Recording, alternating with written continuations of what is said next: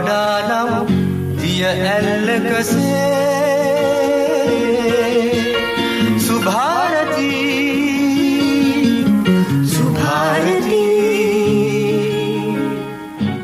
අයුබෝවන් සුබ දවසක් සුබ උදෑසනක් ඔබට ගාමිණී මෙරින්නගේ ඇතුළු අපේ හිතවතුන් හැමෝටම අදත් අපි විවේක පාඩුව ඉරිදා උදෑසන මේ සෝදානම් වන්නේ පෙරවරු 8 දක්වා ගුවන් කාලය තුල ජාතික ගුවන් විදුලින් ස්වදේශීය සේවා තරංගමාලා ඔස්සේ සුභාරතී සංවාද මණ්ඩපයෙන් ඔබ මුණ ගැසෙන්න.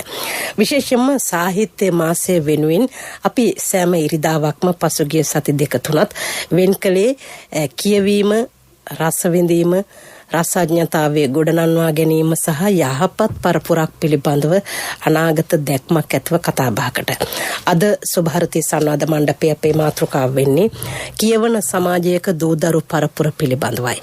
සාහිත්‍ය මාසයේ තේමා කරගනිමින් විශේෂයෙන්ම අප ආරාධනා කළ අපේ මැදිරියට ජාතික පුස්තකාල හා ප්‍රලේඛන සේවා මණ්ඩලයේ ගරු සභාපති සොනාල ගුණවර්ධන මැතිතුමාටත් කොළඹ විශ්වවිද්‍යාලයේ සම්මානිත මහාචාර්ය කුසුමා කරුණාරත්න මැතිණියටත් අයිබෝන් ඔබ දෙපළට. දැන් මේ සාහිත්‍ය මාසය කියලා ශ්‍රී ලංකාවේ විශේෂම සැප්තැම්බර් මාසයේ සමනු ලබන ලෝකයේ විශේෂ මහත් ප්‍රබෝධයකින් කටයුතු කරන පොතපත පිළිබඳව ලිවීම කියවීම පිළිබඳ වැඩි අවධානයක් ඇතුව කතා බහ කරනවා. මෙහි අරුත සොයාගෙන යන්නට විශේෂ මාධ්‍ය විදිහට මාධ්‍ය ආයතන කටයුතු කරනවා. සැබවින්ම මිනිසාට මෙහි සැබෑ අරුත උරඟා බලන්නට පුළුවන් කමක් ඇති වුණාද? නොයසනම් එම මාසයට පමණක් සීමා වනවාද? අපේ කියවීම, රසවින්දනය, නොයසේනම් ජීවන හරපද්ධතිය සාරවත් කර ගැනීම සඳහා පොතපත කොයිතාක් දුරට අප උපයෝගී කරගන්නවද? මේ කතා බහ අද අලුත් කෝණයකින් අපි ගොඩනගා ගන්නට වෙහෙස මහන්සි වන්නේ තරුණ පරපුරක් නියෝජනය කරන නායකත්වයක් ඇතුව ජාතික පුස්තකාල හා ප්‍රලේඛන සේවා මණ්ඩලයේ ගරු සභාපතිතුමා අලුත් අදහස් ඇතුව තමයි විශේෂ මාධ්‍යයෙන් අපි ඔබව හඳුනාගත්තේ. ඒ වගේම තරුණ ජවයක් එක්කලා තමයි ඔබේ නිර්මාණශීලී කටයුතු අපි අඳුරගත්තේ. ඔබ ඉලක්ක කරේ පුංචි දරුවන්ගේ ලෝකයක් එක්ක ගොඩනගන්නට ඕන අනාගතයක් පිළිබඳව.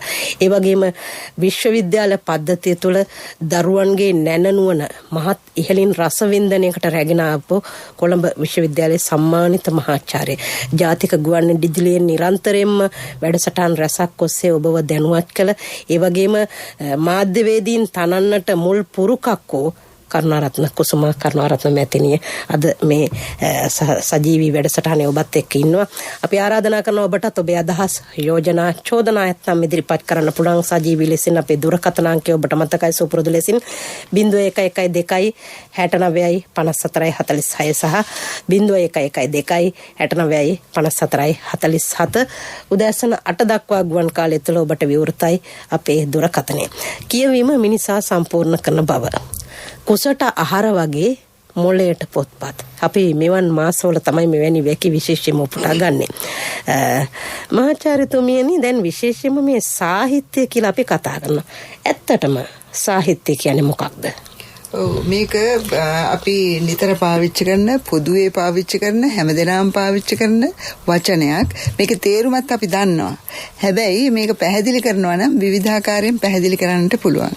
සරලම ක්‍රමය තමයි රසවත් දේ සාහිත්‍ය කියන එක. විශ්වනාථ ඉදිරිපත් කළේ වාක්‍යයන් රසාත්මකං කාව්‍යයන් කියලා. එතකොට රසවත් වැකිය කවිය කියලා කෙතන කියන්නේ සාහිත්‍ය කියන තේරුමෙන්. මේක එදා මෙදා තුර අපට සාහිත්‍ය පිළිබඳව තියෙන හොඳම නිර්වචනයක් හැටියට හඳුන්වන්න පුළුවන්. එහෙමනම් සාහිත්‍ය රසවත් දෙයක්. සාහිත්‍යයත් එක්ක රසය එකිනෙකට බද්ධ වී ඉදිරියට යනවා. සාහිත්‍ය කියන්නේ රසවත් දෙයක් කියන එක තමයි පහසුවෙන්ම කියන්නට පුළුවන්. ඒ වගේම සාහිත්‍යයේ නිකම්ම රසයක් ලබා දෙනවා විතරක් නෙවෙයි. සුධර්ම කලින් සඳහන් කර රසඥතාව වර්ධනය කිරීම කියලා. ඒතර සාහිත්‍ය මගින් අපිට රස දනවනවා, රස විඳ ගැනීමේ ශක්තිය සහ ඒ හැකියාව අප තුළ වර්ධනය කරනවා. ඒතකොට රසඥතාව, රසය විඳ ගැනීම, දැන ගැනීම කියන කාර්යයත් එයින් සිදු වෙනවා. ඒ විතරක් නෙවෙයි, දැන් සාහිත්‍ය පිළිබඳ එදා මෙදා තුර විවිධ අර්ථකථන ඉදිරිපත් වුණා. සාහිත්‍ය මිනිසා සඳහාය, එහෙම නැත්නම් සමාජයේ උදෙසාය, ඔය වගේ අර්ථ දෙනවා. දැන් සාහිත්‍ය මගින් කෙරෙන්නේ මිනිස් සිත විවරණය කිරීම. ඒ වගේම සමාජය පිළිබිඹු කිරීම. දැන් අපි තවත් අර්ථකථනයක් තියෙනනේ සාහිත්‍ය කියන්නේ සමාජය පිළිබිඹු කරන කැඩපතක් කියලා. ලිටරේචර් ඉස් a mirror of society කියලා ඉංග්‍රීසියෙන් පාවිච්චි කරනවා නම් එතකොට සමාජයේ නිරූපණය වෙනවා සාහිත්‍යයෙන්. කොහොමද සාහිත්‍යයෙන් සමාජයේ නිරූපණය වෙන්නේ? සාහිත්‍ය නිර්මාණය කරන්නේ, සාහිත්‍ය කෘති රචනා කරන්නේ සමාජයේ ජීවත් වන ලේඛක ලේඛිකාවන්. ඔවුන් මේ සමාජයෙන් ලබන අත්දැකීම් තමයි යලිත් ප්‍රතිනිර්මාණය කරමින් මේ රසවත් සාහිත්‍ය කෘති නිර්මාණය කරන්නේ. ඒ නිසා සාහිත්‍ය කියන්නේ උගත් නූගත් හැම කෙනෙකුගේම ජීවිතයට බද්ධ වූ ඊටාම අගනා එහෙම නැත්නම් අපට අත්‍යවශ්‍ය දෙයක්. මේ කලාකෙත පෝෂණය කළා වූ අස්වද්දාලු ඒ අස්වැන්න සාරවත් විදියට පරිභෝජනය කිරීම පිළිබඳ නැත්නම් සාහිත්‍ය රසයේ විඳීම පිළිබඳව අද අපි කතා කරන සාහිත්‍ය අපේ රට තුළ පෝෂණය කර ගැනීමේ අවශ්‍යතාවය පිළිබඳව අපි කතා කරන ඔබේ වටිනා අදහස් නැත්නම් අපිට කතා කරන්න අපේ ගුවන් කාලයේ සහ මේ ගුවන් කාලයේ මාතෘකාව පිළිබඳ වැඩි අවධානයක් යොමු කරලා කතා කරන්න කියලා අපි ආරාධනා කරනවා. නිවහනේ සිට ඔබට පුළුවන් අපිට කතා කරන්න 0112695446 0112695447 සොනල ගුණවර්ධන මහත්මයා, දැන් අපි මහා උත්තුංග පරමාර්ථය තමයි සාහිත්‍ය කියන වචනය තුළ උපුටා ගත්තේ. එහෙම නැත්නම් හඳුනාගත්තේ. ශ්‍රී ලංකාවේ සාහිත්‍යවේදීන් එහෙම නැත්නම් සාහිත්‍යකරණය සාහිත්‍ය පිළිබඳ මොන වගේ වත්මන් තත්ත්වයක්ද තිබෙන්නේ? සුධර්ම, ඇත්තටම දැන් අපි ප්‍රවීණ මහාචාර්ය කුසුමා කරුණාරත්න මැතිණිය කිව්වා වගේ ඒකට මම තව ටිකක් එකතු කරන්න කැමතියි. මේ අපි සාහිත්‍ය නිර්වචනය කරගන්නේ කොහොමද කියන කාරණේත් එක්ක. දැන් සංස්කෘත භාෂාවෙන් සාහිත්‍ය හඳුන්වලා තියෙන්නේ සහිතස්ස භාවයෝ සාහිත්‍යම් කියලා. ඒ කියන්නේ මේ සාහිත්‍ය භාව කියන එක. එතකොට මේකට දැනුම අයිති වෙනවා, ප්‍රතිභාව අයිති වෙනවා, ව්‍යුත්පත්තික ඥානය අයිති වෙනවා, සතත අභ්‍යාසය අයිති වෙනවා. මේ සියල්ලම එකතු වෙලා තමයි මේ සාහිත්‍ය කියන නිර්මාණය හැදෙන්නේ. දැන් වර්තමාන පරපුර ගත්තාම මේ සාහිත්‍ය හරියට නිර්වචනය කරගෙන නැහැ. මට තව එක සංස්කෘත ශ්ලෝකයක් මතක් වෙනවා. ඒක තියෙනවා මේ ගතෝස්ස මාර්කෝ වාතීන්දුර් ශාන්ති වාසාය පක්ෂිනම් ඉතේවේ මාදී කිංකාව්‍යං වාර්තාමිනම් ප්‍රතක්ෂතේ කියලා. ඒ කියන්නේ මේ කුරුල්ලෝ පියෑඹුවාය වලාකුළු අහසේ සැරිසරනවා එහෙම කිව්වා කියලා සාහිත්‍යයක් බිහි වෙන්නේ නැහැ කියලා. ඒ කියන්නේ මෙතන ප්‍රතිභාවත් එක්ක එකමුතු වෙච්ච ව්‍යුත්පත්තික ඥානයකුත් සහ සතතාභ්‍යාසයකුත් කියනකන් සාහිත්‍යයක් බිහි වෙන්නේ නැහැ කියන එක. එතකොට දැන් ඔබතුමිය කතා කරනවා මේ තරුණ පරම්පරාව කොහොමද මේකට සම්බන්ධ වෙන්නේ කියලා.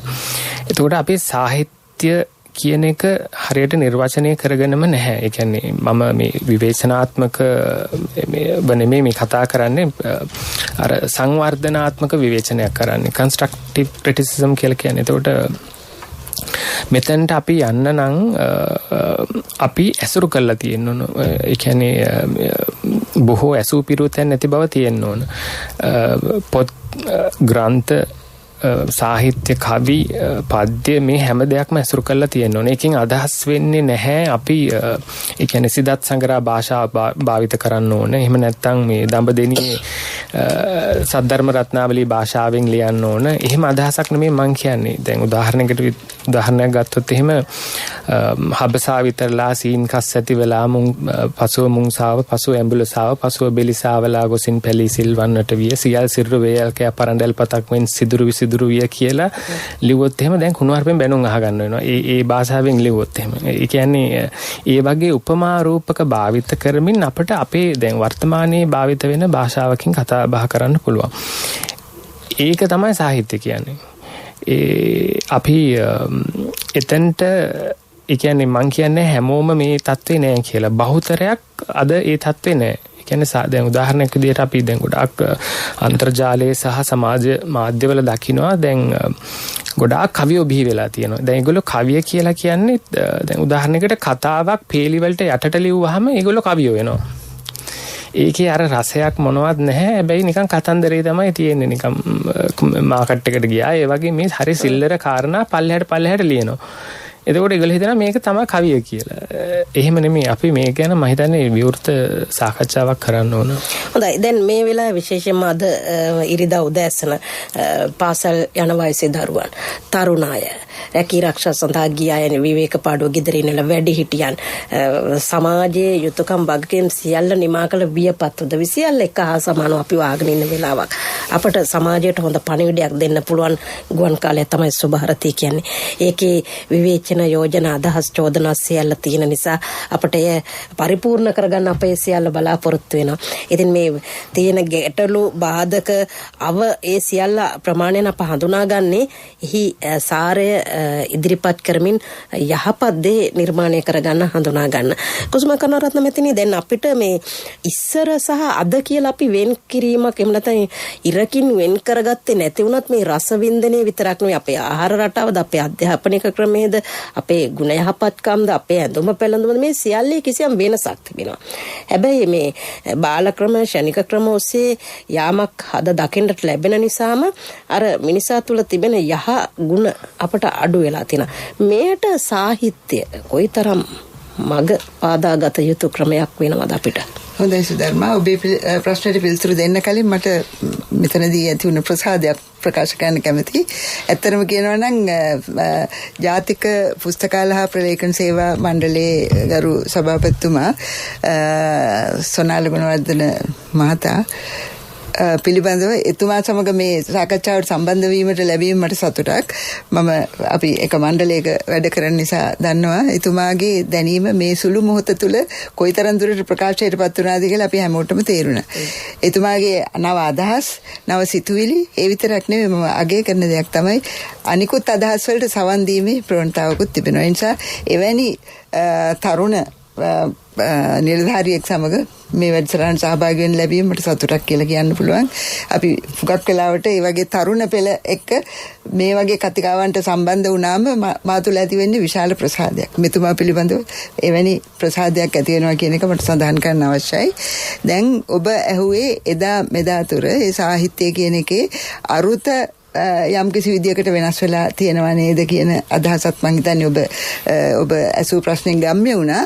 දැන් එදා කලින් කාලේට මම කියවනේ කලින් කාලේට සාහිත්‍යයේ අරුත නැත්නම් පරමාර්ථයේ වෙනස්කම් සිදු වුණා කියලා. එක් අවධියකදී අපි දන්නවා අපේ සිංහල සාහිත්‍යය ගත්තොත් පැරණිම අවදිවල රසවින්දනේ දැන් සීගිරි ගී වලින් තිබුණේ අවට සෞන්දර්ය නරඹලා Taman තුල ඇති වුණු ඒ සෞන්දර්යාත්මක හැඟීම ගීයට නගලා ඒ කුරුටු ගී හැටියට තියෙන්නේ. ඊළඟට කලක් යනකොට අපේ බෞද්ධ සාහිත්‍යය තමයි සාහිත්‍ය හැටියට ගන්නේ. ජාතක කතා විෂය කරගෙන සාහිත්‍ය කෘති නිර්මාණය වුණා. ඒතකොට බෞද්ධ මුහුණුවරක් ගත්ත ඒකම ඒවයි තිබුණ උපදේශාත්මක බවක්. ඊට අමතරව ඊට පසුව උපදේශ සාහිත්‍යයක් වශයෙන් සාහිත්‍ය බිහි වුණා. ওই විදිහට ක්‍රමක්‍රමෙන් විකාශය වෙලා ඇවිල්ලා අපි දන්නවා පේරාදෙණි යුගයේදී සාහිත්‍ය අමුතුම මුහුණුවරක් ගත්තා. කොළඹ යුගයේ වඩා සරල මුහුණුවරක් ගත්තා. පේරාදෙණි යුගයේදී අමුතුම මුහුණුවරක් ගත්තා. එතන රසවත් බව, නිර්මාණාත්මක බව, ප්‍රතිභාන්විත බව ඔය ආදිය. දැන් සොනාල ගුණවර්ධන මහත්මයා සඳහන් කළා කවියක් කියලා කියන්නේ ගද්‍ය පාඨයක් කොටස් හැටියට උඩ ඉඳලා පහළට කොටස් කඩලා ලිවීම නෙවෙයි කියන කාරණේ තුමා සඳහන් කළා. ඒක සත්‍යයක්. දැන් අපි කියමු නිසඳස් කවිය ආරම්භයේදී අර විදියට කවි ලිවීම කෙරුණා. නමුත් ඒ පද බෙදීමේ කොටස් බෙදීමේ අර්ථවත් බවක් තිබුණා. ඒ එක කොටසින් නැවත අලුත් අර්ථයක් මතුවීමේ ලක්ෂණ තිබුණා. ඒ නිසා නිකන් දැන් සඳස් කවිය එක ආකාරයකින් නිසඳස් කවිය ලියවෙනකොට පේලි කැඩීමම නෙවෙයි එතන අවශ්‍ය වෙන්නේ අරුත් ගැන්වෙන විදියට අරුත් මතුවන විදියට ඉදිරිපත් කිරීම. සුධර්ම දැන් මට මේ සාකච්ඡාවේදී මතක් වෙනවා අපි කොහොමද පුංචි කාලේ මෙතුමා සහ ඔබ වැනි අය උපදින්න හිතුවෙත් නැති කාලේ අපි කොහොමද පුංචි කාලේ සාහිත්‍යයේ රස වින්දේ. දැන් කුමාරතුංග මුනිදාස මම හරි ආඩම්බරයි මම එන්නෙත් කුමාරතුංග මුනිදාස බිහි වූ ඒ ජීවත් වූ පරිසරයෙන්. ඒ නිසා අපට ඇසුරකුත් තිබුණා එතුමාගේ සාහිත්‍යය පිළිබඳ කුඩා කාලේ ඉඳලා. දැන් පුංචි කාලේ අපි මේ විදියට කියන මහ පුදුමෙකි මලෙකි නැහැ එහි සකි සමනලේකි. හරිම සරලයි, හරිම අර්ථවත්, හරිම සෞන්දර්යාත්මකයි. දැන් මෙතන සරල දෙයකින් අවට සෞන්දර්යය පිළිබඳ සුන්දර හැඟීමක් දරුවන් තුළ මවනවා. හරි පුදුමයි, මෙන්න මලක් උඩ තව මලක් තියෙනවා. මේ පොඩි දරුවෙකුට ඒක හිතෙන්න පුළුවන්. ඊට පස්සේ වෙන කෙනෙකුට කියන්න පුළුවන් පුළුවන් නැහැ හිසගේ සාමාන්‍ය ලේකේ. මේකේ මට මෑතකදී මේක මෑතක සිදු වූ දෙයක් නෙවෙයි. නමුත් මෑතකදී නැවත මතකයට ආවා හයිකු කවියක්. ඒ හයිකු කවිය කාර්යවංශ රණවීර මහතා පරිවර්තනය කරලා තියෙනවා මේ විදිහට. ගිලිහුණු පෙති යලි පැමිණ අතුවගට නැහැ නැහැ ඒ සමනල්ලු. අර අදහසම වෙනත් විදිහකට හයිකු කවියෙන් දීලා තියෙනවා. එතකොට මේ විදිහේ සුන්දර ළමා කවි ළමා නිර්මාණ මගින් තමයි අපවැනි අය ඒ කුඩා වියේදී සාහිත්‍ය හැදෑරීම ආරම්භ කළේ. අප තුළට ඒ සාහිත්‍ය ඇත්ත වශයෙන්ම අපි උරාගත්තා. කුඩා කාලේ ඉඳලා සාහිත්‍ය පිළිබඳව ඒ රසවින්දනය පිළිබඳ අදහස් අපේ ජීවිතයට උරාගත්තා. දැන් ඔබ කලින් සඳහන් කළා මනසට ආහාරයක් කියන එක. මනසට වගේම සුධර්ම හදවතටත් අපේ හැඟීම් දැනීම් සහ භාවයන් මේ පිළිබඳව අපිට ඊටාම විචිත්‍ර වූ ආකාරයෙන් සාහිත්‍ය නිර්මාණ මතුවෙනවා. ඒ වගේම දැන් ගස වතු සුදු වී පිරිසිදු පොහොය නැතදු සිල්ගත් බඳු මේ සුදු වතු සුද්ද ගහක් ගැන අපේ හිතේ මැවෙනවා. මල් පිරීලා මගේ නිවසෙත් මිදුලේ තියෙනවා. කොච්චර පායන කාලයකට වුණත් මල් පිරලා තියෙනවා හරියට. කොළ වැහෙන තරම් මල් හැදෙනවා. එතකොට ගස වතු සුදු වී පිරිසිදු සුදු පැහැය අපි ආරෝපණය කරන්නේ පිරිසිදු බවත් එක්ක. එතකොට ගස වතු සුදු ගහ පිරිසිදු වෙලා පොය නැතත් මේ සිල් අරගෙන වගේ සුදු පාටට පේනවා. මේ වයින් ළමයින්ගේ මනෝලෝකයේ ඒ විචිත්‍ර බව වගේම පරිකල්පනය වර්ධනය කිරීමක් සිදු වෙනවා. ඒ නිසා මං හිතන්නේ එදා ලේඛක ලේඛිකාවන් විශේෂයෙන්ම කුමාරතුංග මහතා වැනි ලේඛකයන් කොයිතරම් දුරට මේ ළමා මනසේ මේ විචිත්‍රත්වය වර්ධනය කරමින් සාහිත්‍යයට නිර්මාණ වලට ඇලුම් කරන්නට ළමයා පුරුදු කරාද කියලා. අදත් මං හිතන්නේ සොනාල ගුණවර්ධන මහත්මයා වැනි අය මේ දරුවන්ට ලිවීම හුරු කරන්නට කොයිතරම් උත්සාහ ගන්නවද කියලා ඉදිරියට කතා කරන්න පුළුවන්. හොඳයි. දුරකථන ඇමතුමක් තියෙනවා ඔබට අවස්ථාව. ආයුබෝවන්. ආයුබෝවන්. මම හොරණින් ගුරුතුම කතා කරන්නේ. මම මේ පුස්තකාල මේ ප්‍රලේඛනයකට සූටි ළමා කතන්දරයක් ඉදිරිපත් කරා දැන් අවුරුදු 3-4කට කලින්. ඒකේ තියෙන්නේ පොඩි ළමයෙක් මුරණ්ඩු ළමයෙක් දෙමෝපිය නෑ. ඒ නිසා එයාට මේ සතෙකුට හිංසා කරනකොට එයාට දඬුවමක් ලැබෙනවා.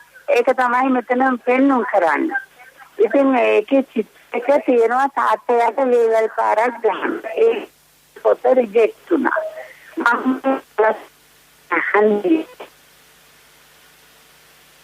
ඔබේ දුරකථන ඇමතුම විසන්ධි වීමකට ලක් වුණා. දැන් එතුමිය මා හිතන්නේ ඉස්මතු කළේ මේ වැරදි දෙයක් වුණාම ඒ විදිහේ ක්‍රියාමාර්ගයක් ගත්තායයි පොතක සඳහන් වුණාම පොත නිර්මාණය වීමෙන් වළකිනවද? පොතට වාරණ සමහර අවස්ථාවල පොතට වාරණ එනවා. මේ දේ අතුලත් වුණොත් පොතක් විදිහට ඒක මුද්‍රණය වෙන්න බාධාවක් බවට පත් වෙනවා. පොතක් ග්‍රන්ථයක් නිර්මාණය කිරීමේදී පාඨකයෙක් අතර පත් වෙන කලින් අච්චු ගහන්න ඉස්සෙල්ලා මොන වගේ කරුණු පිළිබඳව සොනාල මහත්මයා සැලකිලිමත් වෙන්නේ? දැන් මේ හොරණින් කතා කරපු මහත්මිය කියපු ප්‍රශ්නෙට මට එහෙම ඍජු පිළිතුරක් දෙන්න බෑ මොන කාරණේ නිසා ඒ පොත මේ ප්‍රතික්ෂේප වුණාද කියන කාරණේට. මොකද දැන් එතුමිය කියන විදිහට මේක අවුරුදු 3-4කට කලින් වෙච්ච දෙයක්. දැන් මම වැඩ බාර අරගෙන අවුරුද්දක් ආසන්න ජනවාරි මාසෙට එතුමිය නැවත සම්බන්ධ වෙන කෝටුපාර ගහපු චිත්‍රය ඇතුළත් වීම නිසා තමයි පොත එතුමියට ඒක මං ඒ මඩුල්ල ලිඛිතව ලබා දුන්නද එහෙම නැත්නම් වාචිකව ලබා දුන්නද කියන කාරණේ මම දන්නේ නැහැ. එහෙම නැත්නම් වෙනත් කාරණයක් නිසා ප්‍රතික්ෂේප වුණාද කියන එකත් මම දන්නේ නැහැ. හැබැයි එහෙම චිත්‍රයක් දඬුවමක් දෙන චිත්‍රයක් තියෙන එක ග්‍රන්ථයක් ප්‍රතික්ෂේප වෙන්න තරම් කාරණයක් කියලා නම් මම හිතන්නේ නැහැ. මොකද මේ අර හැඳිනොග හදන හොද්ද වගේ මේ ළමයි දඬුවම් නොකර හැදුවාම වෙන්නේ නිකන් ඒ කියන්නේ ළමයින්ට ඕන විදිහට හැදිලා වෙනම සංස්කෘතියක් බිහි වෙන කෙනෙක්. ඒක මං හිතන්නේ හොඳයි. ඒ කියන්නේ දඬුවම් දෙන එක නිර්මාණකරණයක් මගින් එලි දක්වන එක පෙන්වන එක හොඳයි. ඒකමද ඒ ග්‍රන්ථය ප්‍රතික්ෂේප වෙන්න කියන හේතුවට මට නිශ්චිත පිළිතුරක් දෙන්න අමාරුයි මේ මොහොතේ. ඔබතුමී අහගෙන ඉන්නවනම් ඔබතුමීට පුළුවන් නැවත එම පොත් දැන් වසර 3කට කලින්නේ ඔබ එය යොමු කළයි කිව්වේ. අපි නැවත වතාවක් පුස්තකලා ප්‍රලේඛන සේවා මණ්ඩලයට යොමු කරන්න පුළුවන්. අපි බලමු තවත් දුරකථන ඇමතුමක් තියෙන ඔබට අවස්ථාව. ආයුබෝවන්. ආයුබෝවන්. මම කතා කරන්නේ වවුනියාවෙන්. දේවිකා අපි ඉන්නේ බොහොම දුෂ්කර කලාපයක නන්දිවිච්චකම කියන ගමේ. අපිට දහම් පාසල් අපිට ගමේට පන්සලක් නැහැ. නමුත් දහම් පාසල් ප්‍රධානාචාර්යතුමා සහ දෙමව්පියන්ගේ මැදිහත් වීමෙන් ගමේ තියෙන ප්‍රජාශාලාවල දහම් පාසලක් කරගෙන යනවා.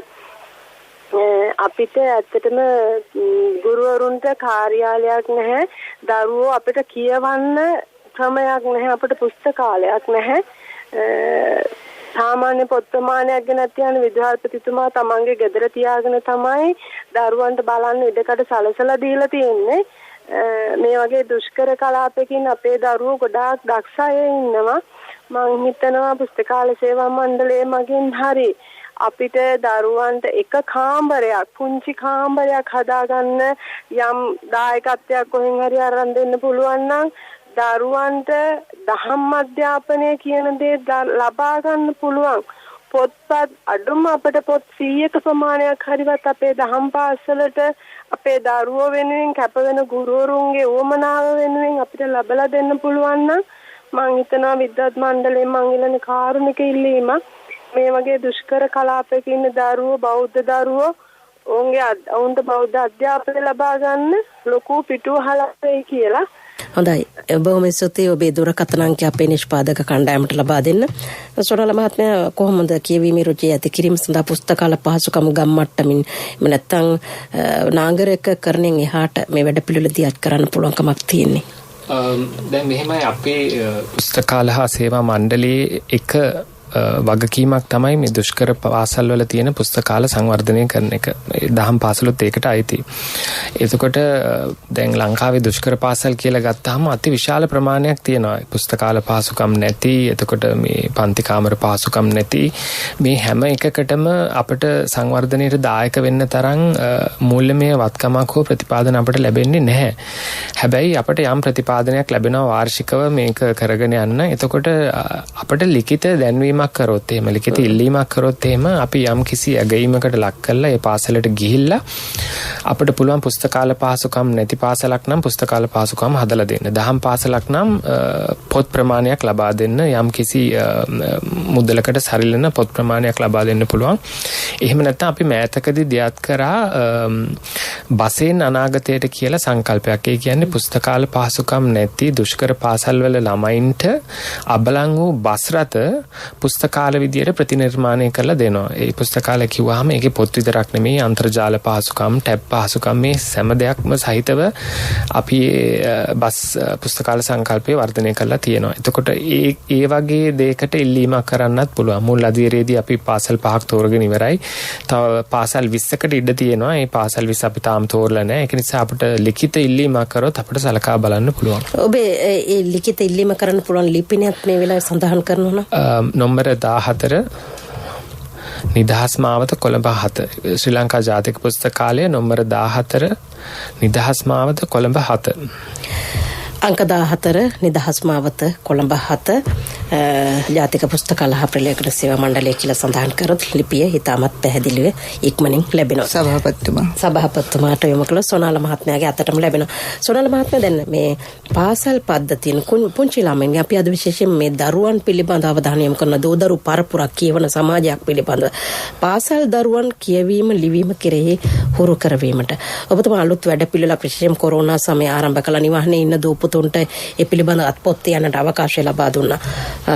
අපි මේ වැඩපිළිවෙල පිළිබඳ සේපත් කිරීමක් කරන වත්මන් තත්ත්වයක් එක්ක ඇත්තටම අපි දරුවන්ට ආරාධනා කරා කොරෝනා සමයේ නිවාස අඩස්සී හිටපු ගෙවල් වලට කොටු වෙලා හිටපු ළමයින්ට මේ ආතතියෙන් එහෙම නැත්නම් පීඩණයෙන් මිදෙන්න ග්‍රන්ථයක් රචනා කරන්න කියලා, පොතක් ලියන්න කියලා. එතකොට මේක අපි හිතුවට වඩා ළමයි බොහොම ආදරෙන් වැළඳගත්ත මේ සංකල්පය. අපිට මේ වෙද්දි පොත් 30903ක් ලැබිලා තියෙනවා මධ්‍යම පළාත හැරෙන්න. මධ්‍යම පළාතේ පොත් මම හිතන්නේ සවුන්දා හෝ අඟහරුවාද වෙද්දී අපිට ලැබේ. එතකොට අපි උපකල්පනය කරා සම්පූර්ණයෙන්ම අපිට පොත් 40000කට වැඩි ප්‍රමාණයක් මේකට ලැබේ කියලා. එතකොට මේක අපි හිතුවට වඩා විශාල පොත් ප්‍රමාණය. මොකද අපි ඉලක්ක කරේම 10000ක් සහ අපි යම් ශක්තියකින් හිටියේ අපිට මේ 10000වත් සම්පූර්ණ කරන්න පුළුවන් වේද. හැබැයි ප්‍රතිචාරයත් එක්ක ගත්තාම ළමයි බොහොම ආදරෙන් මේ සංකල්පය වැළඳගෙන තියෙනවා. එතකොට දැන් මේවා ඇගීමකට ලක් කරන්න ඕන. යම් කාලයක් යනවා අපි හිතන් හිටියේ මේ අවුරුද්දේ කොහොම හරි මේ වැඩේ ඉවර කරනවා කියලා. හැබැයි යම් බාධකත් තියෙනවා. මුදල් ප්‍රතිපාදන සම්බන්ධයෙන් බාධකත් තියෙනවා. හැබැයි මේවා අපි හරියටම ඇගීමකට ලක් කරන්න ඕනේ. කියන්නේ අපි මේ මහාචාර්යතුමිය වගේ විද්වත් මඩුල්ලක් සම්බන්ධ කරගෙන මේවා ඇගීමකට ලක් කරලා දරුවන්ට යම් නිසි ඇගීමකට ලක් කරන්න ඕන දරුවන්ව. ඒ පොත් ටික දැන් ඒ සාම්පල් ටික මොකද්ද කරන්න බලාපොරොත්තු වෙන්නේ? ඉස්සලාම අපි වර්ගීකරණය කරනවා නවකතා, කෙටි කතා වෙනත් ආකාරයේ මේ වර්ගීකරණයකට ලක් කළා. ඒක තමයි පළවෙනි අදියර. ඊට පස්සේ විශ්‍රාමික ගුරුවරු මගින් නැවත සමීක්ෂණයකට ලක් කරනවා. ඊට පස්සේ එතනින් තේරෙන පොත් විද්වත් මඩුල්ලක්, ඒ විද්වත් මඩුල්ලට අපේ කුසුමා මැඩම් ඉන්නවා. එතකොට මහාචාර්ය සුනිල් ආරියරත්න, ජේ.බී. දිසානායක වැනි ප්‍රවීණ සම්මානිත මහාචාර්යවරු, ආචාර්යවරු ඉන්නවා. එතනින් තේරෙන පොත් තමයි අවසාන 100ට හෝ 200ට තේරෙන්නේ මුද්‍රණද්වාරයට යන්න. අනික් පොත් 10000 e-books හැටියට එහෙම නැත්නම් විද්‍යුත් ග්‍රන්ථ විදියට අපි අන්තර්ජාලයේ පළ කරනවා. එතකොට මේක අපිට හරියට කරගන්න පුළුවන් වුණොත් මේක ගිනන්ස් වාර්තාවකටත් යනවා. ඒක නිසා අපි බොහොම වගකීමකින් මේ වැඩේ කරන්න ඕන. එකක් දරුවන්ගේ අනාගතේ දරුවෝ බොහොම බලාපොරොත්තු තියන් ලියලා තියෙන්නේ. අනික එක අපි යම් උත්තේජනයක් සපයනවා අනාගත පරපුරට තවදුරටත් ලිවීමේ කටයුතු වල නිරත වෙන්න. ඒක නිසා අපි බොහොම උනන්දුවෙන් මේ කටයුතු කරගෙන යනවා මේ. දැන් හැම වෙලේම කතා කරන නාගරිකව තම පහසුකම් තියෙන ග්‍රාමීයව අවධානය අඩුයි. මේ කොහොමද සොනල මහත්මයා මේ අනිකුත් දිස්ත්‍රික්කවල ප්‍රවණතාවයේ මේ දරුවන්ගේ ලිවීම පිළිබඳ මේ උනන්දුව පිළිබඳව අපට යාපනයේ දිස්ත්‍රික්කයෙන් තමයි අඩුවෙන්ම පොත් ලැබුණේ. හැබැයි අපට තියෙන පොත් මම හිතන්නේ 500කට ආසන්න ප්‍රමාණයක් ඒ දිස්ත්‍රික්කෙම. ඒකෝට අපට කියන්න බෑ. මොකද අපි ගොඩාක් වෙලාවට මේ සම්බන්ධීකරණ කටයුතු කරද්දී, කතා බහ කරද්දී භාවිත කරේ සිංහල භාෂාව නිසා ඒ තත්ත්වයේ තිබෙද්දිත් යාපනයේ ළමයි දෙමළ භාෂාවෙන් පොත් 300ක් ලියනවා කියන එක විශාල ජයග්‍රහණයක්. මම දන්නේ මේක කොහොම ඒ අයට sannivedanaya වුණාද කියන කාරණේවත් මට හරියට තේරෙන්නේ නැහැ. සමහර විට දෙමළ පත්තර අපිව මේ අපේ සාකච්ඡා පරිවර්තනය කළා. මම හිතන්නේ දරුවන්ට යවන්න නැති. දැන් බස්නාහිර පළාත ගත්තාම අපිට පොත් 12000ක් ලැබිලා තියෙනවා. එතකොට දකුණු පළාත ගත්තාම පොත් 5000කට වැඩි ප්‍රමාණයක්. වයඹ ගත්තාම පොත් 5000කට වැඩි ප්‍රමාණයක්. ඉතින් මේක ඊටාම සතුටු වෙන්න පුළුවන් තත්ත්වයක්. අපි බලමු පොතක් ලියපු පොතෙක් හරි දුවෙක් හරි ඉන්න අපිත් එක්ක. අයිබෝවන්. ඔව් කවුද මේ කතා කරන්නේ? මම සෙනුරි පෙරේරා කොළඹ විසාකා විද්‍යාලයෙන්. සෙනුරි ඔබ කොහොමද රටක් වටින පොතට සම්බන්ධ වුණේ? මම මේ පාර උසස් පෙළ ලියන්න ඉන්නවා. මේ සැප්තැම්බර් ඔක්තෝබර් වල මේ ඒ මැද්දෙත් මම මේ තරංගයට පොතක් ඉදිරිපත් කරා. විද්‍යා ප්‍රබන්ධයක්. මම ඇත්තටම පොත් 14ක ලේඛිකාවක්. මේ මගේ 15 වෙනි පොත. ඔබට කොහොමද පාසලෙන් ලැබුණ සහයෝගය? පාසලෙන් ඇත්තටම ඒකට මම ගණිත විෂය තමයි උසස් පෙළට හදාරන්නේ. ඇත්තටම අපිට ඉස්කෝලෙන් ඒ විෂය කර්මත් එක්ක අපේ විද්‍යාත්මක දැනුමට ලොකු පිටුවහලක් ලැබෙනවා. ඒ හැම දෙයක්මයි එතකොට මම අන්තර්ජාලය ඔස්සේ ගොනු කරගත්ත කරුණු මමම හිතපු සංකල්ප ඒ හැම දෙයක්ම එකතු කරලා මම කියවපු පොත්වල තියෙන දේවල් ඒ හැම දෙයක්ම එකතු කරලා මගේම අලුත් සංකල්පයක් තමයි මේ විද්‍යා ප්‍රබන්ධය තුළින් මම මේ තරඟයට ඉදිරිපත් කළේ. දැන් අලුත් පොතක් පාඨකයන්ට ලබා දෙන්න සෝදානමින් ඉන්න ඔබ වගේ කෙනෙක් ගෙදරින් ලැබෙන සහයෝගයත් එක්ක පාසල් දරුවෙක් විදිහට ලියන්න කියවන්න ඔබට ලැබිච්ච හුරුව මේ අහගෙන ඉන්න අනිත් අයට මොකක්ද ඔබ දෙන පණිවිඩය? ඇත්තටම ගෙදරින් නොමද සහයෝගයක් ලැබෙනවා.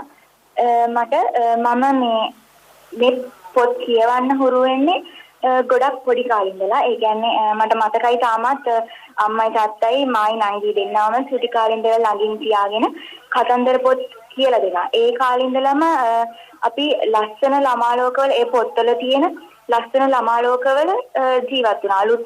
අලුත් දේවල් හිතෙන්න ගත්තා. එහෙම ඒ වගේ අපේම නිර්මාණ එතකොට පොඩි කාලේ ඉඳලම කරා. මම පොත් ලියන එකට අමතරව ගොඩක් විෂය බාහිර වැඩක් කරා. ක්‍රීඩා කටයුතු, සංගීත කටයුතු, ඒ හැම දෙයක්ම. ඉතින් ඇත්තටම පොතක් ලියනවා කියන්නේ අපේ ඇතුලේ හිතේ තියෙන, ඒ කියන්නේ අපි ජීවත් වෙන ලෝකවල තියෙන ඒ එක එක දේවල් තියෙනවා ළමයි කියන කට්ටිය අතර. ඒ දේවල් වචන වලට සමහර වෙලාවට ගොනු කියන්නේ කතා කරන වචන වලට ගොනු කරන්න අමාරුයි. ඒ දේවල් අකුරු වලට ගොනු කරන්න පොතක් ලියන එක ලොකු උදව්වක් වෙනවා. මොකද හිතේ තියෙන ඕනම දෙයක් අපිට පොතක ලියන්න පුළුවන්. ඒක ලස්සනට ලියලා ඒක කතාවක් කරන්න බැරි කමක් නැහැ හැමෝටම. හොඳයි බොහොම ස්තුතියි. අපි සුබ පතන ඔබට මහාචාර්ය කුසුමා කරුණාරත්න මැතිණියනි. දැන් විශේෂයෙන්ම අපි කියනවා අලුතෙන් ලියන්න පටන් ගන්න. විශේෂයෙන්ම සාහිත්‍ය මාසකදී බොහෝ ප්‍රවීණයන් පවා ලියන්න පටන් ගන්න. මේ මාසේ පොතක් කලෙලි දක්වා ගන්නට දරන උත්සාහය අපි දන්නවා. කෙනෙක් ලියන කියවන හුරුව වර්ධනය කර ගැනීමේ අවශ්‍යතාවය තියෙනවා. අපි මොකද්ද සමාජයට දෙන පණිවිඩය? ඔව් තුදර්මා සෙනුරිදුව ගැන හරි ආඩම්බරයි. කියපු කතා අහනකොට අනාගතයේ අපිට හොඳ ලේඛිකාවක්, හොඳ උගත් කාන්තාවක් බිහි වෙන බව අපිට විශ්වාසයි. ඒ නිසා මම පොඩි තිතක් වගේ තිබුණා, පොඩි වරදක්. ඒකත් හදලම ඉන්නම්. ඇය කිව්වා මේකට අපිට පිටුවහලක් වුණා කියලා. ඒ වචනේ නිවැරදි කරොත් හොඳයි. පිටුවහල් කියන්නේ අර බැනිෂ් කියන ඉංග්‍රීසි වචනේ පිටුවහල් කරනවා කියනවා. පිට හොඳයි. ඉවත් කිරීම දෙරපහල පිටමන් කිරීමක් වගේ. මේ සෙනුරිදුවට කියුනේ පිටුවහලක් ලැබුණා කියලා. ඒ නිසා මම හිතන්නේ අද ඉඳලා ඒක නිවැරදි කරගනි. පිටිවහල තමයි නිවැරදි වචනේ. පිටු බලය කියලා සාමාන්‍යයෙන් පාවිච්චි කරනවා. නමුත් පිටුවහලක් ලැබුණා කියලා කියන්නේ නැහැ. ඒ නිසා මම හිතන්නේ අර අපි පුංචි තිතක් වගේ තියෙන පොඩි වරදක් වුණත් දැක්ක වෙලාවට ඇහුණ වෙලාවට හැදුවොත් හොඳයි කියලා කියන්න පුළුවන්. සුදර්මා මගෙන් අහපු ප්‍රශ්නේ නැවත පොඩ්ඩක් මතක් කළොත්. දැන් අපිට අලුත් පරපුරට සමාජයට කියන්න ඕන, අලුතෙන් ලියන්න කියන්න මේ වගේ දේවල් කළොත් හොඳයි කියලා අපි ඔවුන්ට රුචිකත්වයක් ඇති කරවීමේ අවශ්‍යතාවය තියෙනවා. ඇත්තටම කියනවා නම් අපේ දරුවෝ බලාගෙන යනකොට අපිටත් වැඩිය එයාට හොඳ දැනීමක්, උනන්දුවක්, කැපවීමක් මේවා තියෙනවා. ඒ නිසා ඒකයි මම කිව්වේ දැන් සෙනුරිදුව ගැන වගේම ඒ වගේ බොහෝ දක්ෂ දූ දරුවන් සිටිනවා අපේ සමාජයේ. හරි ආඩම්බරයි. එතකොට ඒ අය පොත්පත් ලියද්දී අනුගමනය කළ යුතු යම් කරුණු තියෙනවා. දැන් ඇය විද්‍යා ප්‍රබන්ධයක් ඉදිරිපත් කරලා තියෙන්නේ. ඒතකොට විද්‍යාව පිළිබඳ දැනුම. ඊළඟට නිර්මාණාත්මක හැකියාව මම හිතන්නේ මේ පොත් වලින් අපි හොයන එක කරුණක් තමයි මේ රටක් වටින පොතක් කියන ව්‍යාපෘතියෙන් හොයන එක කරුණක් තමයි මේ අයගේ සාහිත්‍යමය එහෙම නැත්නම් නිර්මාණාත්මක හැකියාව කොයිතරම් දුරට එලි දක්වන්න පුළුවන්ද කියලා. මම අර ඉස්සෙල්ලා කිව්වා වගේ දැන් කුමාරතුංග මෙන්දාස වැනි ලේඛකයන් කළේ ඊටාම සුන්දර විදියට දරුවන්ගේ මනසට සමීප වෙලා ලං වෙලා ඒ දරුවාගේ රුචිය අනුව තමයි ඒ නිර්මාණ කළේ. එතකොට මං හිතන්නේ අපේ දරුවන් සාහිත්‍ය නිර්මාණ වලට යොමු වෙද්දී Taman එදිනෙදා දකින අහන දේවල් ඔවුන්ට පුංචිම කාලේ පුංචි කතා ලියන්න පුළුවන්. ඊළඟට වයසින් වැඩෙද්දී භාෂා ඥානය වර්ධනය කරගෙන ඒ වගේම අත්දැකීම් පුළුල් කරගෙන ලිවීමේ හැකියාව වර්ධනය කරගෙන උන්ට ඒ ලිවීමේ ශක්තිය දිගටම වර්ධනය කරගන්න පුළුවන්. මේකට පාසලේදී ගුරු භවතුන්ගෙන් ආධාර ලැබෙන්න ඕනේ. ඒ වගේම නිවසේදී වැඩිහිටියන්ගෙන්. අපේ දෙමාපියන් හැමදෙනාම අත් වශයෙන්ම ගන්නකොට උගත් දැනුම ඇති පුද්ගලයන්. එතකොට ඒ අනුව බලනකොට අපි දරුවන්ට සහාය දක්වන්න ඕන.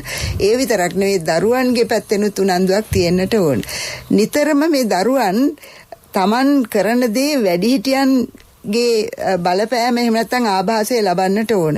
ඒ වැඩිහිටි කතුවරුන් ලේඛකයන් ලියන දේවල් කියවන්න පුළුවන් තරම් හැකියාවක් එහෙම නැත්නම් උනන්දුවක් තියෙන්න ඕන. දැන් මේ සාහිත්‍ය මාසයේදී අපි දකිනවා පොත් ප්‍රදර්ශනයේට දෙමාපියෝ දරුවන් කැටුවේ නැහැටි.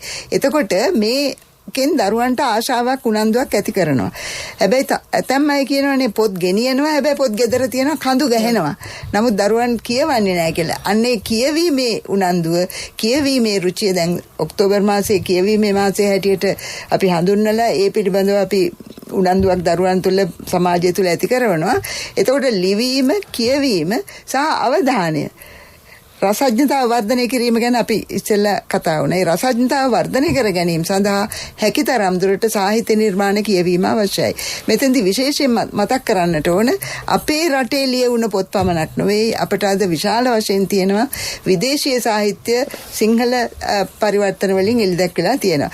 අපේ දරුවන් ඒ සිංහල පරිවර්තන හැටියට තිබෙන විදේශීය සාහිත්‍ය කෘතීන් කියවුවොත් විවිධ වූ විෂයපතයක් වුන්ට විෂයපතයකට ළඟා වෙන්නට පුළුවන්, දැනීම පුළුල් කරගන්න පුළුවන්.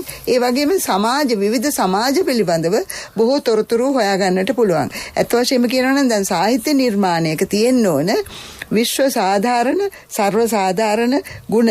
එතකොට දැන් රුසියාවේ ලියවෙන ඇනා කැරෙන්නා කියන නවකතාව රුසියාවට පමණක් සීමා කරන්න බෑ. කාන්තා සිත පිළිබඳ, කාන්තාවන් මුහුණ දෙන ගැටලු පිළිබඳව මුළු ලෝකයට මේක අදාළයි. ඒ වගේම එමා බොආරි කියන නවකතාව. ඊළඟට අපි ගත්තොත් ජපන් සාහිත්‍යයේ නත්සුමේ සෝසෙකිගේ කොකොරෝ කියන නවකතාව ගත්තොත් ඊටාම හොඳ මනෝවිද්‍යාත්මක නවකතාවක්. අපේ සාහිත්‍යයේ තියෙනවා විරාගය කියලා ඊටාම හොඳ මනෝවිද්‍යාත්මක නවකතාවක් මාර්ටින් වික්‍රමසිංහ මහතා රචනා කළ. එතකොට අපේ දරුවන් මුලින්ම අප රටේ බිහි වූ ලේඛකයන් හා ඔවුන්ගේ නිර්මාණ හඳුනා ගන්නට ඕන. ඒවා හැකිතරම් කියවන්නට ඕන.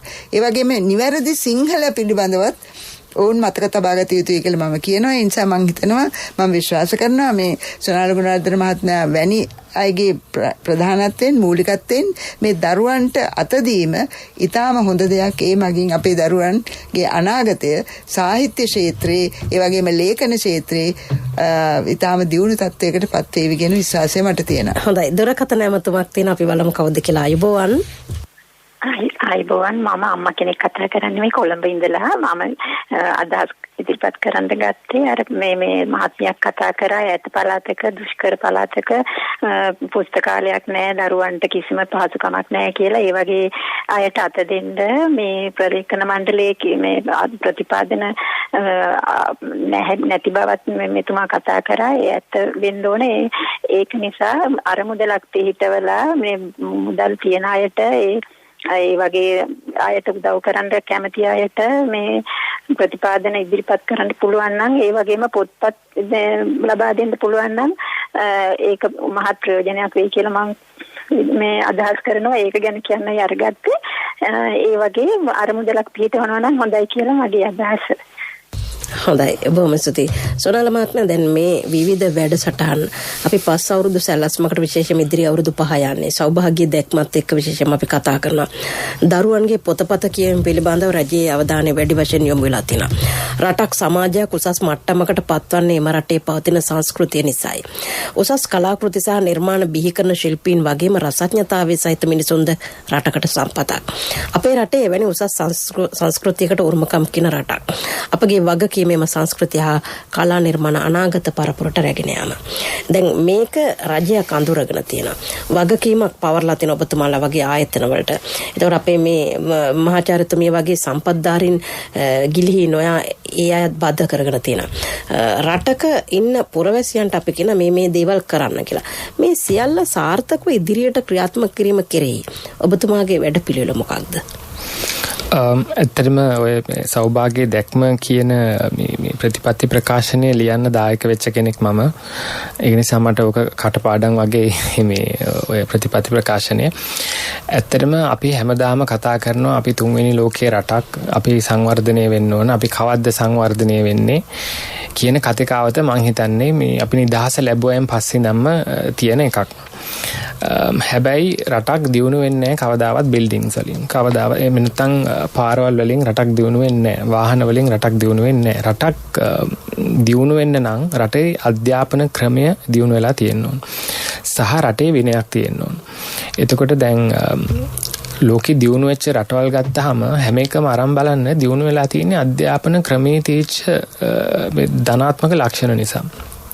එතකොට මට මතක් වෙනවා අර එකපාරක් මාධ්‍යවේදියෙක් අහලා තියෙනවා ලෙනින්ගෙන් මේ රට දියුණු කරන්න ඔබතුමා මොනවද කරන්න කියලා. එතකොට ලෙනින් කියලා තියෙනවා මම ಜಾති 3ක් වෙනස් කරනවා මේ රටේ කියලා. එතකොට මාධ්‍යවේදියා අහනවා මොනවද ඒ ಜಾති 3 කියලා. ලෙනින් කියනවා පළවෙනි එක තමයි අධ්‍යාපනය. ඊට පස්සේ මාධ්‍යවේදියා අහනවා දෙවෙනි එක මොකද්ද කියලා. දෙවෙනි එකත් අධ්‍යාපනය කියලා කියනවා. ඊට පස්සේ මාධ්‍යවේදියා තුන්වෙනි එක මොකක්ද? තුන්වෙනි එකත් අධ්‍යාපනය. ඒ කියන්නේ රටක් දියුණු කරන්න නම් ඉස්සල්ලාම කරන්න ඕන දේ තමයි මේ අධ්‍යාපන කියන කාරණේට වැඩි අවධානයක් යොමු කරන එක. දැන් අපි ජාතික පුස්තකාලය හැටියට ගත්තාම මට හිතෙනවා ජාතික පුස්තකාලය කියන්නේ රටේ මිනිස්සුන්ගේ ඔළු වෙනස් කරන්න පුළුවන් දැනුමේ කේන්ද්‍රස්ථානයක් කියලා. හැබැයි අපිට ජාතික ආයතනයක් විදියට ලැබෙන අවධානය ඉතාම අඩුයි. ඒ කියන්නේ රාජ්‍ය ආයතනවලත් ඒක ශ්‍රේණිගත කිරීම වලදී තුන්වෙනි ස්ථානයේ ඉන්න පල්ලෙහාම ඉන්න ආයතනයක්. එතකොට අපිට හිතා ගන්න පුළුවන් ලංකාවේ අධ්‍යාපනයේ ක්‍රමයේ ඇතුලේ පුස්තකාල වලට දීලා තියෙන තැන කොහොමද කියලා. දැන් මම උදාහරණයක් කියන්නම් පුස්තකාල වලින් මිනිස්සෙක්ට කොහොමද වෙනස් වෙන්නේ කියන කාරණේට උදාහරණයක් කියන්න. මම උසස් පෙළ කරද්දී මම උසස් පෙළට කරේ දේශපාලන විද්‍යාව සිංහල සහ ඉතිහාසය කියන විෂයන් තුන. මේ දේශපාලන විද්‍යාවට හිටපු ගුරුතුමාට පිළිකාවක් වැළඳුණා. එතකොට ගුරුතුමාට අතරමඟදී ඉගෙනීම් කටයුතු දාලා නිවසට යන්න වුණා. අපිට එතකොට ගුරුවරයෙක් හිටියේ නැහැ උගන්වන්න දේශපාලන විද්‍යාව. එතකොට දැන් මට ඒ වෙලාවේ ඒ විෂයට අදාළ කාල සීමාව තුළදී මම කරේ පුස්තකාලයට ගිහිල්ලා පාසලේ පුස්තකාලයට ගිහිල්ලා ඒ දේශපාලන විද්‍යාවට අදාළ පොත් කියවුවා. ඉතින් මම අමතර පන්ති ගියෙත් නැහැ. ඒක නිසා මට සෑහෙන ලොකු දැනුමක් ලැබුණා දේශපාලන විද්‍යාව සම්බන්ධයෙන් සහ මට උසස් පෙළ ඉතා විශිෂ්ට අන්දමින් සමත් වෙලා නීති පීඨයට යන්නත් අවස්ථාව හම්බුණා. එතකොට දැන් අපි තේරුම් ගන්න ඕන පුස්තකාලයකින් මිනිස්සෙක්ගේ දරුවෙක්ගේ අනාගතය වෙනස් කරන්න පුළුවන් තැනක් කියලා. එතකොට අපි ලෝකේ වෙනත් රටවල් ගත්තාම දැන් සිංගප්පූරුවේ ජාතික පුස්තකාලයට ගියාම ඒක වෙනම ලෝකයක්. තාම දියුණු ක්‍රමවේද ඉතාම පිරිසිදු ඉතාම මේ කාර්යක්ෂම සේවක මඩුල්ල මේ ඒ අයගේ විනය මේ හැමදේම හදලා තියෙනවා. දැන් කටාවලට ගියත් එහෙමයි. ලෝකේ හැමතැනම ජාතික පුස්තකාලය කියලා ගත්තාම ඉතාම ලස්සන ඉතාම සේවයක් සපයන ආයතනයක්. හැබැයි ලංකාවේ ජාතික පුස්තකාලය කියලා කිව්වහම දශක ගණනාවක් තිස්සේ යම් නොසැලකිල්ලකට ලක් වෙලා දෝ කියන කාරණේ මට හිතෙනවා. ඒක නිසාම ඒකේ වැඩ කරන සේවක මඩුල්ලේ යම් ආකල්පත් අපි හිතන මට්ටමේ ධනාත්මක මට්ටමකට නැහැ. ඉතින් අපි මේ කාරණා ඔක්කොම වෙනස් කරන්න ඕන ක්‍රමේ වෙනස් කරලා තමයි අපි බලන්න ඕන කොහොමද මේ රටේ අධ්‍යාපන ක්‍රමය තුළින් මේ රටේ ළමයින්ගේ ඔලු ගෙඩි ටික වෙනස් කරලා කොහොමද මේ රට මේ ඉන්න තැනින් ගොඩ දාගන්න කියන එක. නැත්නම් අපිට වෙන්නේ හැමදාම මේ චීනයට ණය ගෙවගෙව ඉන්න. දැන් ජාතික පුස්තකාලා ප්‍රලේඛන සේවා මණ්ඩලයේ දැන් යටතේ පවතින ග්‍රන්ථ ප්‍රකාශන ආධාර ව්‍යාපෘතිය ව්‍යාප්ත කිරීමේ වැඩපිළිවෙල ඊ-බුක් සංස්කෘතියට නැඹුරු කිරීමක් මේ ආදී කටයුතු කෙරෙහි අවධානය යොමු කරලා තියෙනවා. ඔබතුමා කොහොමද මේ ගැන වත්පත් තත්ත්වය පැහැදිලි කරන්නේ? ග්‍රන්ථ ප්‍රකාශන ආධාර යටතේ අපි මේ වසරේ මුලදී මම හිතන්නේ රුපියල් මිලියන 3කට ආසන්න මුදල් ප්‍රමාණයක් ලබා දුන්නා නවක සහ ප්‍රවීණ ලේඛක ලේඛිකාවන්ට. ඒකෙදිත් මම එතෙන්දී අවධාරණය කරා මම හිතන්නේ කුසුමා මැඩමුත් හිටිය අපේ අධ්‍යක්ෂ මණ්ඩලයේ රැස්වීමේදී මම අවධාරණය කරා 3 පාරකට වඩා එක්කෙනෙකුට ආධාර දෙන්න එපා කියලා. මොකද 3 පාරකුත් ලියලා කෙනෙක්ට දක්ෂ ලේඛකෙක් ලේඛිකාවක වෙන්න බැරි නම් තමන්ගේ අනන්‍යතාවයක් ගොඩ නගා ගන්න බැරි නම් ඒ අයට නැවත නැවත ආධාර දීම වැඩක් නැහැ. ඒ වෙනුවට අපිට පුළුවන් අලුත් කෙනෙක්ට නවකෙක්ට අවස්ථාව දෙන්න. එතකොට ප්‍රකාශන ආධාර ව්‍යාපෘතිය තාමත් සිද්ධ වෙනවා. තාමත් පොත් බාර දෙන්න පුළුවන්. ඊට අමතරව ඊ-බුක්ස් කියන වැඩේදී විද්‍යුත් ග්‍රන්ථ කියන වැඩේදී අපිට මේ නීතිය පොඩ්ඩක් හරස් වෙනවා. සහ ප්‍රකාශකින්ගේ සංගමයක් යම් ප්‍රමාණයකට හරස් වෙනවා. දැන් මොකද මිනිස්සු ඊ-බුක් කියවන්න පෙළඹුණොත් එහෙම මුද්‍රිත ග්‍රන්ථවලට තියෙන ඉල්ලුම අඩු වෙනවා කියන යම් බයක් තියෙනවා ප්‍රකාශකයන්ගේ සංගමයට. එතකොට ඒගොල්ලෝ මේකට උනන්දු කරවන්නේ නැහැ.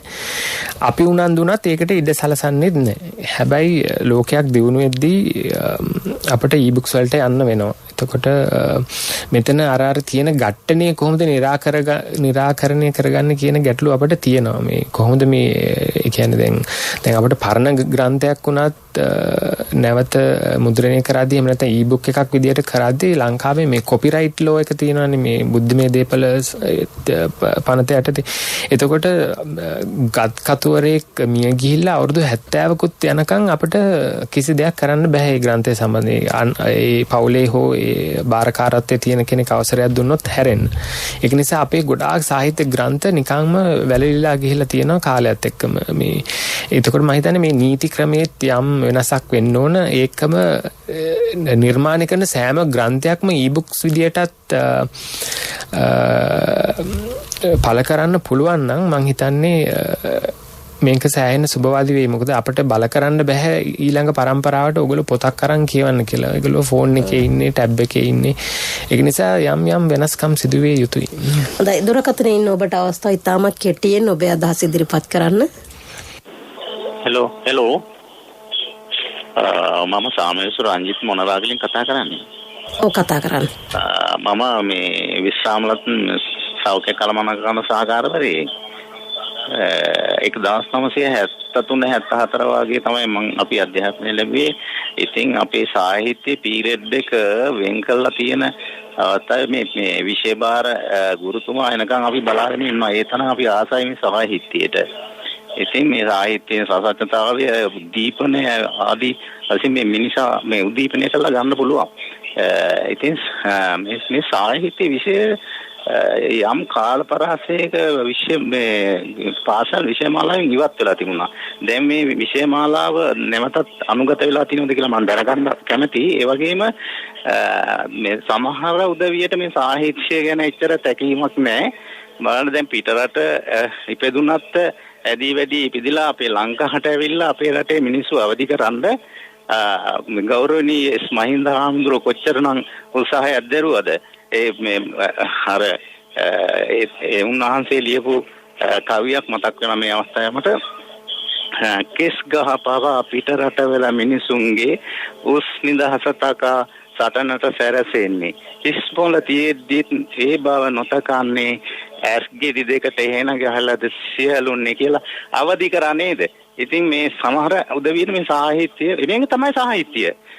ඉතින් මේ සාහිත්‍ය ගැන කිසිම තැකීමක් නැහැ සමහර මිනිස්සුන්ට. මම රාජකාරී කරන කාලේ මොනරාගල දිස්ත්‍රික් මහරෝහලේ මම බොහොම උත්සාහ වෙලා නේවාසික රෝගීන්ගේ මේ කියවීමේ රුචිය වර්ධනය කරන්න, ඒ වගේම කාර්ය මණ්ඩලයේ කියවීමේ රුචිය වර්ධනය කරන්න සම්පත්දායකයන්ගේ ආධාර උපකාර අරගෙන පුස්තකාලයක් නිර්මාණය කරා.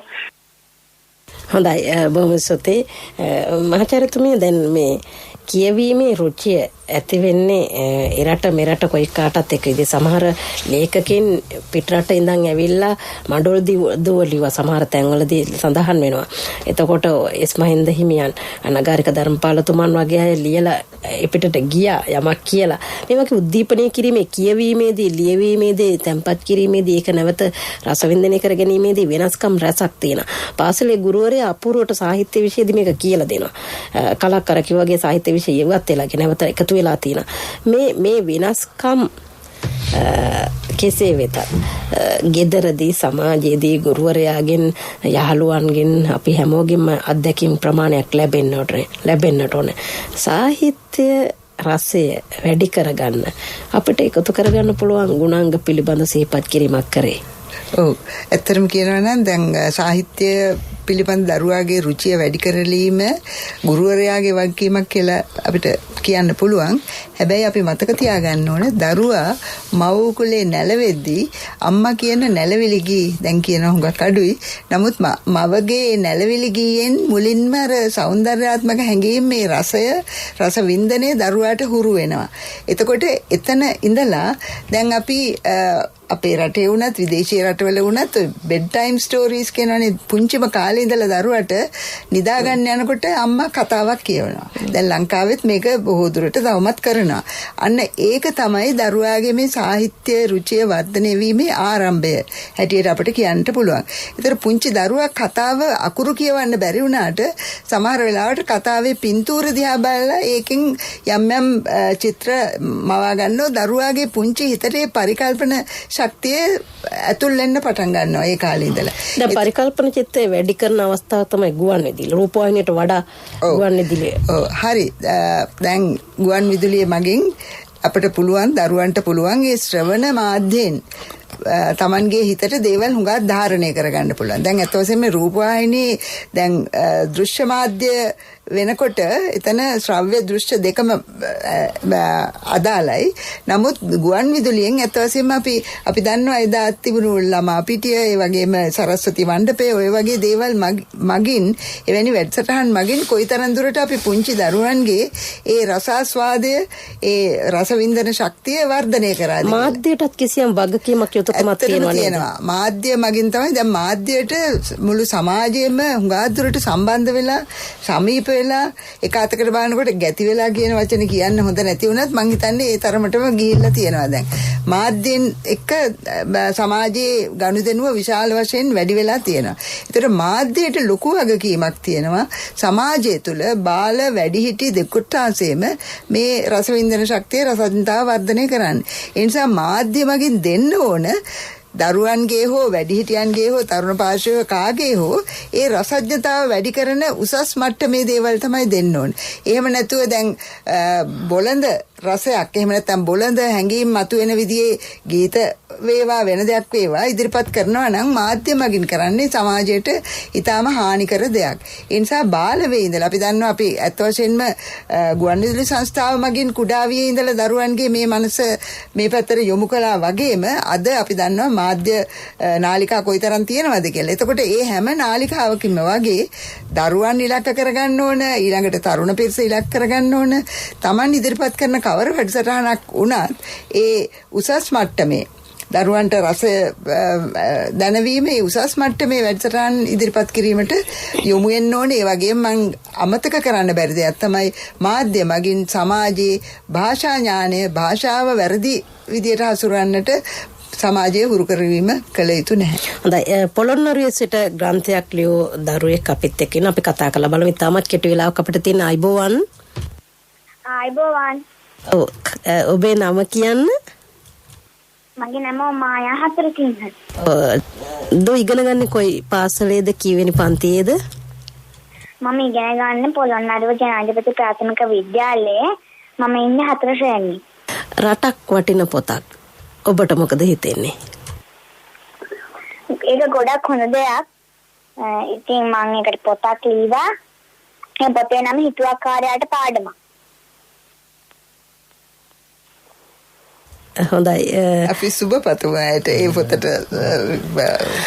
පොතේ විතර නෙවෙයි මම හිතන්නේ සෑහෙන පොත් ප්‍රමාණය ලියලා පළ කරලා තියෙනවා කලින්. ඔව්. හොඳයි. දු අපි වෙන දවසක අපි කතා කරන්න ඔබ සම්බන්ධ කරගන්න අපේ කාලෙත් එක්ක.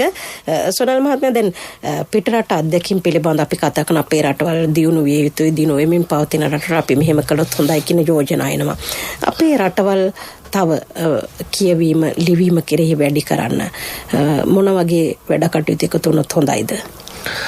ඇත්තටම දැන් අපි ප්‍රසිද්ධ කියමන දැන් අපි හැමදාම පාවිච්චි කරන කියවීමෙන් මිනිසා සම්පූර්ණ වේ කියන පාඩය අපි හැමතිස්සෙම කිව්වට අපි කවදාවත් ඒක නිර්වචනය කරගත්තේ නැහැ කොහොමද කියවුවාම සම්පූර්ණ වෙන්නේ කියලා. අපි නිකන් කියනවා කියවීමෙන් මිනිසා සම්පූර්ණ වෙයි කියලා. එතකොට අපි මේකේ වටිනාකම දරුවන්ට හෝ වැඩිහිටියන්ට හෝ කියලා දෙනවා නම් අපිට පුළුවන් මේ රික්තකේ පුරවන්න. දැන් උදාහරණයක් විදිහට ගත්තාම කියවන එකෙන් එකක් තමයි මිනිසාගේ දැනුම සම්පූර්ණ වෙනවා. දැනුම වර්ධනය වෙනවා.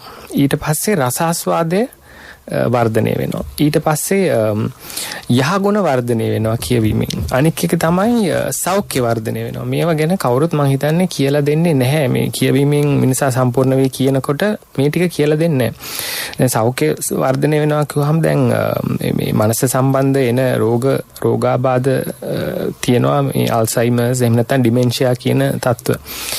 මේකේ හොයාගෙන තියෙනවා මේ නිරන්තරයෙන් කියවන මිනිස්සුන්ට මේ 80% අඩුයි මේ ඩිමෙන්ෂියා අල්සයිමර්ස් කියන රෝග වැළඳීමේ අවදානම. එතකොට අපි මේවා සමාජයට තේරුම් කරලා දෙනවා නම් දැනුවත් කරනවා නම් අපිට පුළුවන් කියවීමේ ප්‍රමාණය වැඩි කරගන්න. කියවීමේ ශක්තිතාවය වැඩි කරගන්න. එතකොට දැන් කියවපු මිනිහෙක් විතරයි, මිනිසෙක් හෝ ගැහණියක් හෝ සමාජයක් විතරයි හොඳට ලියන්නේ. කියවන්න නැති මිනිස්සුන්ට හොඳට ලියන්න බෑ. මේ හොඳ සාහිත්‍ය දරයෙක් බිහි වෙනවා නම් හොඳට කියවපු මිනිසෙක් තමයි බිහි වෙන්නේ. හොඳ දේශපාලඥයෙක් කොහේ හරි බිහි වෙලා තියෙනවා නම් හොඳට කියවපු මිනිසෙක් තමයි බිහි වෙලා තියෙන්නේ. එතකොට මේ කියවීම කියන කාරණේ හරි වැදගත්. ඒක ඒ කියන්නේ මේ මුද්‍රිත ග්‍රන්ථයක් වෙන්න ඕනේ නැහැ. පත්තරයක් වෙන්නත් පුළුවන්. එහෙම නැත්නම් ඊ-බුක් එකක් වෙන්න පුළුවන්. කියවන්න ලැබෙන්නේ යම් දෙයක්ද ඒක කියවීමේ වර්ධනය කියවීම වර්ධනය කරගන්න අපි කටයුතු කරන්න ඕනේ ඉදිරියට වුණත්. සමාජ ගැටුම් අඩු වෙනත් අපි කියමු දැන් අපි මේ අතකාලේ 20 වෙනි සංශෝධනය ආරෙමේ අපි කතා කරන දේශපාලන වාතාවරණ සමාජ තත්ත්වය මේවා පිළිබඳත් කියවීමක් සැබෑ ලෙසම කියවීමක් තිබෙනවා නම් ඒ පිළිබඳ දැනුමක් එකතු වෙනවා. මෙතනනේ දැන් මේ කියවීම එහෙම නැත්නම් පොතපත පරිශීලනයේ තියෙන වැදගත්කමත් එක්ක අපිට තියෙන සමාජ වගකීම අපි අඳුනගෙන තියෙනවා. ඒතකොට මේක රුචිකත්වයකින් කිරීමේ අවශ්‍යතාවය තියෙනවා. අපි සමාජ පණිවිඩයක් ලබා දුම අවසන් වෙනාට දෙකක් අපි ඉන්නේ. ඇත්තටම දැන් කියවීම අවශ්‍යයි. මෙතුමා සඳහන් කළා වගේ කියවීම සම්පූර්ණ මිනිසෙක් කරන මෙතුමා දැන් අලුත් දෙයක් කිව්වා මේ මානසික සුවයටත් කියවීම අවශ්‍යයි කියලා. ඒක හරි වැදගත් දෙයක්. ඒ වගේම දැන් මුන්දාස කුමාරතුමා මහත්මයාගේ මේ පද්‍ය ඛණ්ඩය ගැන හිතනවා නම් දැන උගෙනගත් මම හිතන්නේ මේක අපේ සමාජයේ භාවිත වෙන දෙයක්, භාවිත වෙන අදහසක්. දැන උගෙන ගත්තම තමයි කෙනෙකුගේ වත්කම. ගුණ නුවණ දැක්කම ඔහුට සලකයි රටේ ඔක්කොම.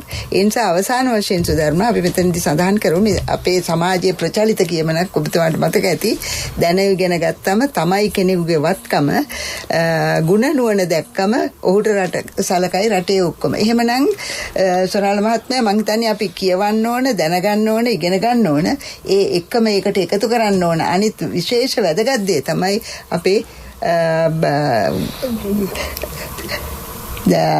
ගතිගුණ. එහෙම නැත්නම් අපි සාර ධර්ම වර්ධනය කරන්න ඕන. අපි සමාජයට යහපත් සමාජයක් සඳහා අපි අත දෙන්න ඕන, අතහිත දෙන්න ඕන. කියවීමෙන් අපි මිනිසා සම්පූර්ණ වෙනවා වගේම අපි සමාජයත් සම්පූර්ණ කරන්න නම් ඒ සාර ධර්ම වර්ධනය සහ දැනුම මේ දෙපැත්තම සම්පූර්ණ වෙන්න ඕනේ. ඊළඟට මෙතුමා කිව්වා වගේ අර ගොඩනැගිලි තිබ්බට වෙනත් දේවල් තිබ්බට රටක් දියුණු වෙන්නේ නැහැ. ගොඩනැගිලි වලින් දියුණු වෙනවා වගේම අපේ මොන සම්පත අපේ ආකල්පමය වෙනසක්, සාර ධර්ම වල වෙනසක්, අපේ යහපත් දේවල් අපි වර්ධනය කරගන්න යහපත් සමාජයක් වෙන්න නම් කියවීම වගේම මේ සියල්ලම අවශ්‍යයි. ආකල්ප කුසලතා වර්ධනය කරගැනීමේ අවශ්‍යතාවය භෞතික සම්පත් වගේම මානව සම්පත් වල දියුණුවක් ඇති වුණොත් තමයි අපිට සැබෑ ලෙසින් දියුණු වූ රටක් විදිහට හඳුන්වන්න පුළුවන්කම පරපුර සාහිත්‍ය මාසෙ වෙනුවෙන් අපි ඒ අවධානය යොමු කරමින් කතා කළේ. අද සුභාරතී සංවාද මණ්ඩපය හරවත් කළේ ජාතික පුස්තකාල හා ප්‍රලේඛන සේවා මණ්ඩලයේ ගරු සභාපති සොනාල ගුණවර්ධන මහතා සහ කොළඹ විශ්වවිද්‍යාලයේ සම්මානිත මහාචාර්ය කුසුමා කරුණාරත්න මහත්මියයි. ඔබ දෙපළට බොහොම ස්තුතියි. බොහොම ස්තුතියි. ජගත් සමගින් නන්දිකා, මම සුධර්මා කුලතුංග, නිෂ්පාදන අධීක්ෂණය සුධර්මිකා විජේරත්න, විධායක අධීක්ෂණය ඉන්දික ජයරත්න. ඔබට සුබ දවසක්.